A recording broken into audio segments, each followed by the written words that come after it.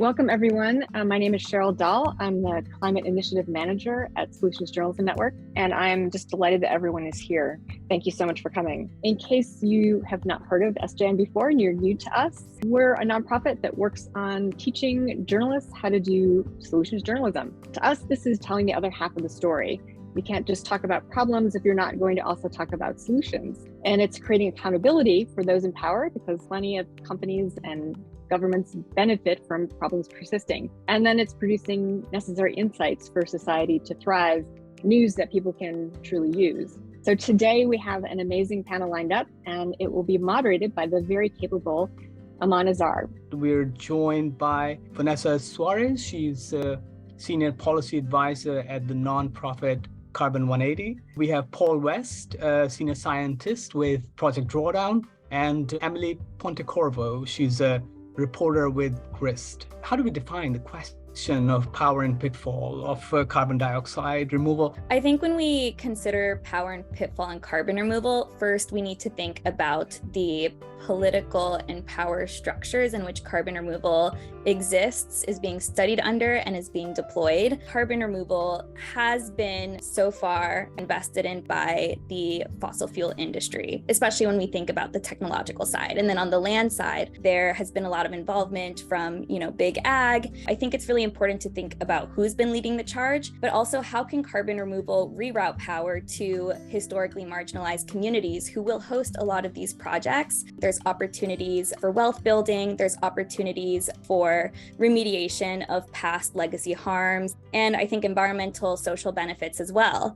We're really in a very, very early stage of this technology. And, Vanessa mentioned that a lot of the investment has been from the fossil fuel industry. That's true, but there's also been this sort of other wave of investment in carbon removal from technology companies like Microsoft and Stripe and Shopify, who have this sort of philosophy that we will need these technologies in the future and we don't have them today. They're kind of looking at their own emissions and saying, we're going to need these technologies in order to make good on our climate commitments. And so they're infusing millions of dollars into startup companies that are actually starting to demonstrate and deploy some of the solutions out there. What is the unique role of carbon removal in meeting, for instance, global climate goals? So as far as CDR, there is a range of technologies, and I think they all have a role. But again, as far as machinery, it just isn't at the scale right now. And the reason that we have to focus on reduction of emissions, I guess if you think about it like a bathtub, is that if it's filling up, and if we are waiting for the direct air capture in the future, at that time, our tub is like overflowing and our floor is ruined. What do you think? Why is there so much of an interest in bankrolling CDR approaches, especially from the corporate sector?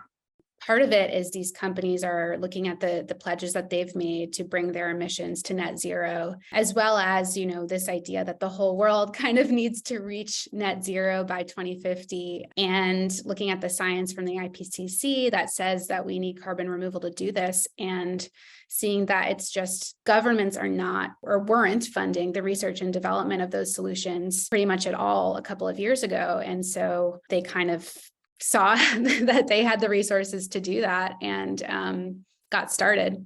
Is CDR to some way distracting from emissions reduction, or could that be the case the way it's looking? And any one of you can tackle that question. These two technologies have been conflated very often, which I think is understandable. They're cousin technologies. They share a lot of the same processes and infrastructure, but they both address climate change in different ways. So like I mentioned in the beginning, direct air capture removes carbon that exists in the atmosphere, while carbon capture and storage or sequestration prevents emissions from entering the atmosphere. So that's emissions reductions, not carbon removal.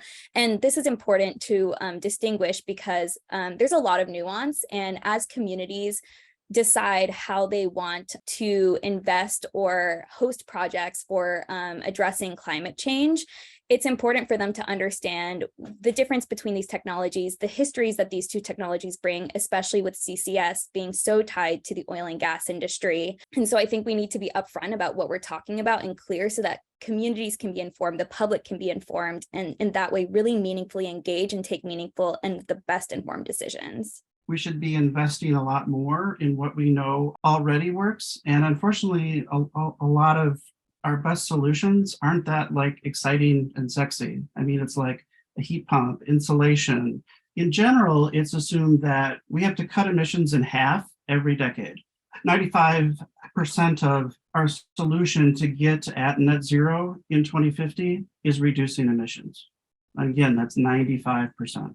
So for journalists, where do we look for in terms of our reporting? Where do you look for when you have to separate facts from fiction? The same questions that you have in mind when you're covering any kind of like infrastructure project or energy project, where it's like, how much energy does it use and where is the energy going to come from? And what are the land use impacts and how much carbon is actually being removed from the atmosphere by this technique? You know, I think carbon removal is essential. It should not detract by any means from emissions reductions, which are priority number one. And not all carbon removal is or will be created equally. It's very dependent on who's funding these projects, who's leading these projects, how communities are involved. The investments today are really paving the way for decades from now. And I think we owe it to future generations, as well as our climate and ourselves today, to make sure that these companies are developed and deployed in a thoughtful manner. So let me thank our panelists for their excellent insights and thanks to everyone who joined in as well. That's all from me. And with that, I hand you over to Cheryl. So thank you so much for coming and thank you so much for your wisdom and insights. It was really, really helpful. Thank you.